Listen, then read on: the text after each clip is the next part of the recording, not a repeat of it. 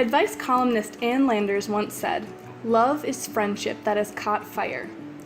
Anyone who has witnessed the love shared by Arielle and Kyle would agree that Ann's definition fits perfectly for this couple.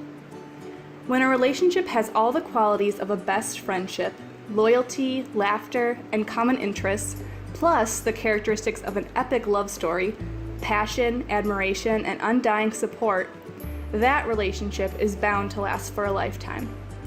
From the day they met, Arielle and Kyle were knit together by a strong friendship that would, in fact, catch fire, and eventually carry them to this very day. The day they will vow to walk hand in hand from this day forward, for better, for worse, for richer, for poorer, in sickness and in health. But let's rewind a bit and start from the very beginning. Arielle Mary Starzinski was born on May 27, 1990. She grew up in Wallace, a small town in Michigan's Upper Peninsula. A few of Arielle's favorite things included animals, corn, books, volleyball, and her clarinet. Arielle was the oldest of 4 siblings, and they were the best of friends. Kyle Ray Hemingway was born just 7 days before Arielle on May 20th, 1990. He grew up in Millington, Michigan, in the Lower Peninsula. Kyle loved trimming the Christmas tree, being a cute baby, playing sports, and spending time with his dearly beloved older brother, Jeff. Jeff and Kyle even dabbled in the video production industry, along with their friends and cousin Josh. But despite all of the joys of their youth, our lovebirds were left with a question as they entered college. When would they finally meet their true love? Little did they know, this pressing question would soon be answered on the campus of Central Michigan University in Mount Pleasant, Michigan. But you know what? I'll let them tell the rest of the story. The first time that I met Kyle was in a computers and business class. So it was a computer lab in Grand Hall. And Kyle came in, I don't know, a little later and sat on the left-hand side of me, so he was right next to the window.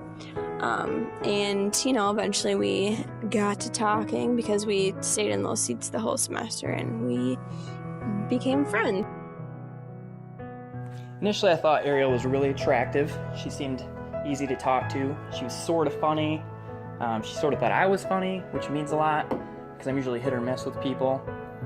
We just made small talk and it was all good. And I just remember getting out of that class and I couldn't remember her last name. Well, I knew it was something Polish and different. So I went home that night and I got on our Central Michigan class list just to find her name. And then I actually Facebook stalked her. So obviously the first impression left me wanting a second. It's kind of hard to pick one thing about Kyle that's my favorite, but if I had to choose, I think I would say his humor. And I'm sure a lot of other people would say the same thing. He's constantly making people laugh. But we can just sit there and look at each other and just start laughing over the weirdest and dumbest things. So basically, his ability to make me laugh.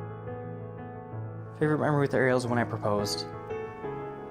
I had played it out in my mind so many times. I knew it had to be perfect because Arielle's she's romantic. So I kept thinking about it. I was like, what am I gonna do? What am I gonna do? Thought about it days, nights, weeks, months. But finally I came up with a plan. I made this cute little sign. Well, at least I thought it was cute. Made this cute little sign and tied it around Winnie's neck, took her out to the bathroom, and then had Arielle call Winnie. So she called Winnie. Winnie ran in the house, jumped up on the couch, and she read the sign and she said yes, which I knew all along she was gonna say yes. But the feeling when she finally said yes was so surreal because I had been there. I knew she was gonna say yes. I had been there. I'd tell my friends, this is a girl I'm gonna marry. But when she finally said yes and you're staring the rest of your life in your eyes, it's such a great feeling. And here we are, and I couldn't imagine being with anybody else, and that's that.